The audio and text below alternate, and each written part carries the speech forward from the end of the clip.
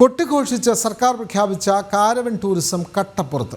സംസ്ഥാനത്തെ വിനോദസഞ്ചാര മേഖലയ്ക്ക് വൻ മുതൽക്കൂട്ടാകുമെന്ന് അവകാശപ്പെട്ടു തുടങ്ങിയ പദ്ധതി പേരിനൊരു കാരവൻ പോലുമില്ലാത്ത അവസ്ഥ. വിനോദസഞ്ചാര വകുപ്പിൻ്റെ വൻ വാഗ്ദാനങ്ങൾ വിശ്വസിച്ച് കാരവൻ പാർക്കും തുടങ്ങാൻ പണം നിക്ഷേപിച്ച സംരംഭകരിൽ മിക്കവരും കോടികളുടെ നഷ്ടത്തിലും കടക്കണിയിലുമാണ്. വിവരങ്ങളുമായി ശ്രീനന്ദ ചേരുന്നു. ശ്രീനന്ദ, കൊട്ടിഘോഷിച്ച് തുടങ്ങിയ സംസ്ഥാന സർക്കാരിൻ്റെ പദ്ധതിയാണ് കാരവൻ ടൂറിസം. അതിന്ന് കട്ടപ്പുറത്താണ്. ശ്രീനന്ദ.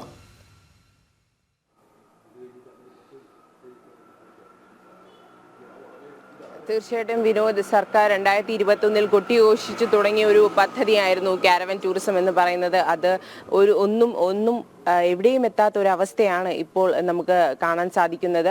ഇപ്പോൾ കൊച്ചിയിൽ സംരംഭകരുടെ ഒരു മീറ്റിംഗ് ഉടനെ തന്നെ നടക്കും.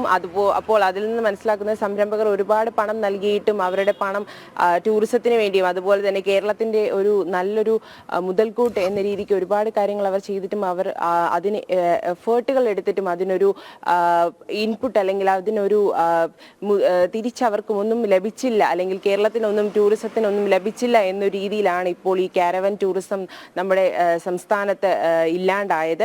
2021 നമ്മുടെ ബഹുമാനപ്പെട്ട മന്ത്രി മുഹമ്മദ് റിയാസ് ഇങ്ങനെ ഒരു പദ്ധതി പ്രഖ്യാപിച്ചത്, പ്രാബല്യത്തിൽ വന്നത്. എന്നാൽ ആ പദ്ധതിക്ക് പിന്നീട് അങ്ങോട്ട് യാതൊരു തരത്തിലുമുള്ള നീക്കുപോക്കുകൾ ഉണ്ടായിട്ടില്ല എന്നത് തന്നെയാണ് ഇപ്പോൾ നമുക്ക് വിശേഷിപ്പിക്കാൻ സാധിക്കുന്ന ഒരു കാര്യം എന്ന് പറയുന്നത്.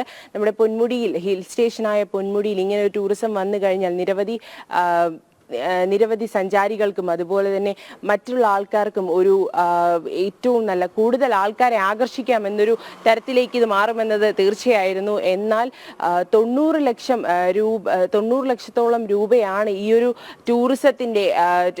ടൂറിസത്തിന്റെ പരസ്യത്തിന് അല്ലെങ്കിൽ ഈ ഒരു ടൂറിസത്തിന്റെ ഒരു പ്രചരണത്തിന് വേണ്ടിയിട്ട് ആദ്യഘട്ടത്തിൽ നമ്മുടെ കേരള സർക്കാർ ചെലവഴിച്ചത്.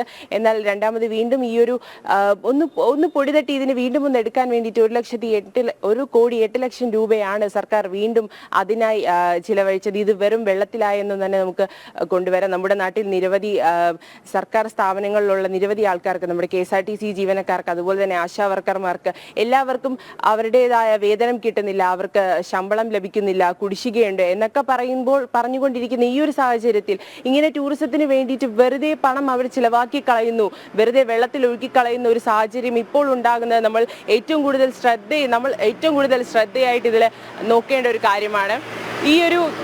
ഇങ്ങനെ ഒരു ടൂറിസം കൊണ്ടുവന്നാൽ നമ്മുടെ നാടിനൊരു മുതൽക്കൂട്ടാണ് എന്നതിലുപരി എല്ലാവർക്കും നമ്മുടെ കേരളത്തിലും ടൂറിസം എന്ന് പറയുന്നത് ഏറ്റവും നന്നായി തന്നെ ആവിഷ്കരിക്കാം എന്നൊരു രീതിയിൽ കൂടെ എത്തിച്ചേരാൻ കഴിയുന്ന ഒരു സാഹചര്യമായിരുന്നു. പക്ഷേ എല്ലാത്തിലും ഉപരി എല്ലാ പണവും വെറുതെ ചിലവാക്കി കളയുന്ന ഒരു സാഹചര്യമാണ് ഇപ്പോൾ കാണുന്നത്.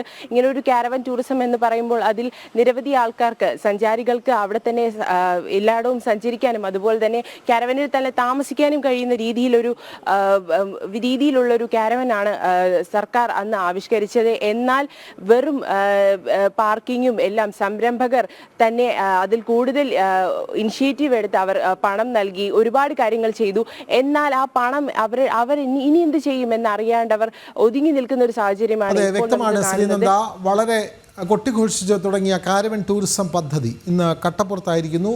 അത് യാതൊരു പുരോഗമനവും ഇല്ലാതെ അത് ആരംഭിച്ചിടത്ത് തന്നെ നിൽക്കുകയാണ്. വിവരങ്ങൾ നൽകുകയായിരുന്നു തിരുവനന്തപുരത്തു നിന്നും ശ്രീനന്ദ.